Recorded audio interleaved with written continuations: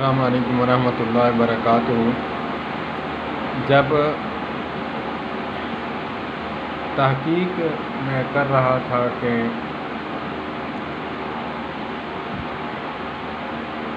تحقیق کا دورہ چل رہا تھا کہ علماء دیوبند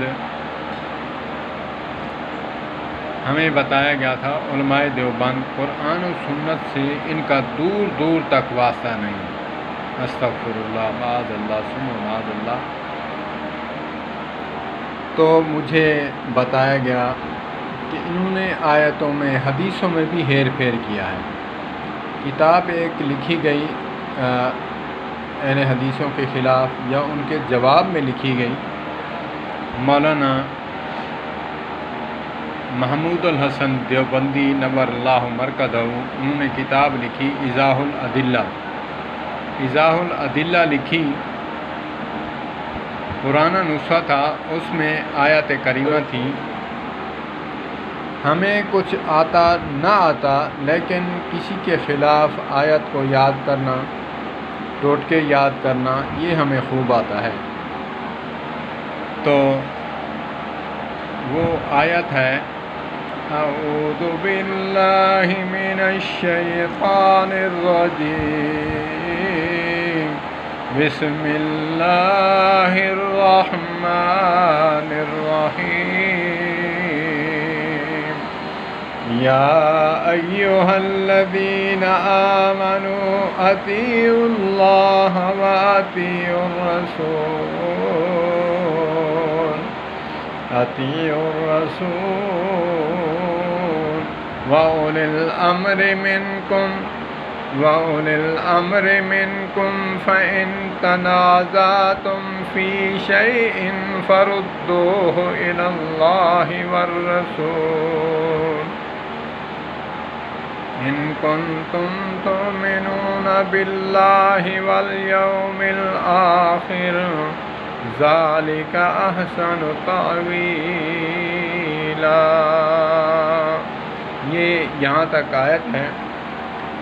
اس میں جو آگے پیچھے الفاظ تھے وہ یہ تھے، یا ایھا الذین آمنوا اطیعوا اللہ واطیعوا الرسول واولی الامر منکم۔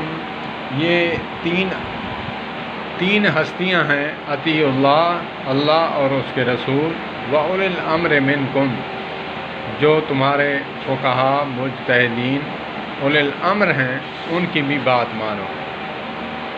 پھر آگے قرآن پاک نے ارشاد فرمایا فَإِن تَنَازَعْتُمْ، اگر کسی بات میں تمہارا جھگڑا ہو جائے، تنازع ہو جائے، فَإِن تَنَازَعْتُمْ، پھر دو چیزیں ہیں جو آخر میں بیان فرمائی، پھر دو چیزیں ہیں جس کی طرف تم رجوع کرو۔ فَإِن تَنَازَعْتُمْ فِي شَيْءٍ فَرُدُّوهُ إِلَى اللَّهِ وَالرَّسُولِ،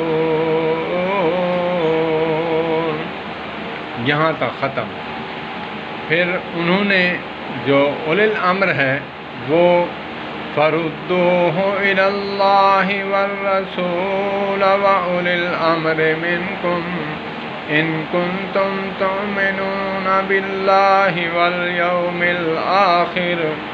یہ آیت جو تھی، تیسرا حصہ، وہ یہاں بھی لگا دیا کہ تینوں ہی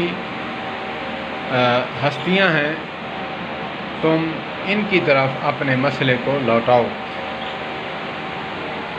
تو یہاں پہ پھر میں نے کتاب اٹھائی، یہ پرانا نسخہ تھا، میں نے تقریباً 50 کلومیٹر کر کے یہ کتاب لایا دکھانے کے لیے۔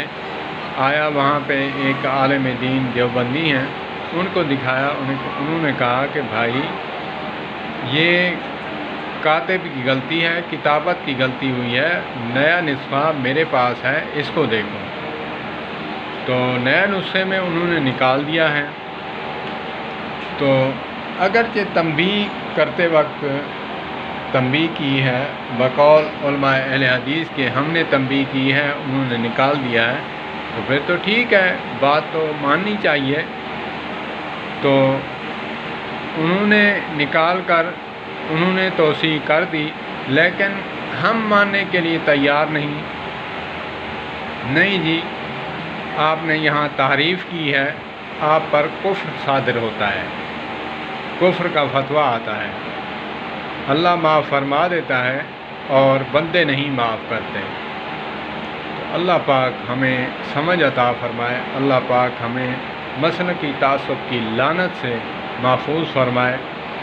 جب مسلکی تعصب آتا ہے تو پھر اللہ معاف فرمائے، آیتیں بھی تحریف ہوتی ہیں، آگے پیچھے ہوتی ہیں، اور اگر کوئی درستگی کر دے، مان جائے کہ میری غلطی ہے، کتابت کی غلطی ہے، کاتب کی غلطی ہے، اگرچہ کسی اہل حدیث کی کتاب کا جواب دیا گیا ہے تو اس میں انہوں نے جان بوجھ کر ہی اگرچہ کیا ہے، تو انہوں نے توسیع کر دی ہے، تو نبی پر صلی اللہ علیہ وآلہ وسلم کا فرمان ہے کہ کسی نے وصیت غلط کی ہے تو اس کی وصیت کو پیچھے والے ورثاء درست کر دیں تو اس پر عذاب ہٹا دیا جاتا ہے۔ تو اللہ معاف کر دیتا ہے، ہم نہیں معاف کرتے۔ تو اسی طرح انہوں نے ہٹا دیا ہے، انہوں نے توسیع کر دی ہے، آیت کو صحیح کر دیا ہے، تو ہم ماننے کے لیے تیار نہیں کہ جی نہیں، ہم تو مانیں گے نہیں، ہم شیطان کی مان لیں گے، کسی عالم کی بات نہیں مانیں گے کہ جب بیت المال پر پکڑا گیا شیطان، اس نے آیت الکرسی بتائی تو ہم وہ مان لیتے ہیں، کسی دیوبندی عالم کی بات نہیں مانیں گے کیونکہ وہ ہمارے مسلک کا نہیں ہے۔ تو اللہ معاف فرما دیتا ہے، بندے معاف نہیں کرتے۔ اصل تو اللہ معاف فرما دے تو انسان کامیاب ہے۔ اللہ پاک مجھ عاجز کو بھی اللہ معاف فرمائے جو کمیاں کوتاہیاں کرتا رہا، اور اللہ پاک سننے والوں کو بھی مسلکی تعصب سے بچائے۔ والسلام علیکم ورحمۃ اللہ۔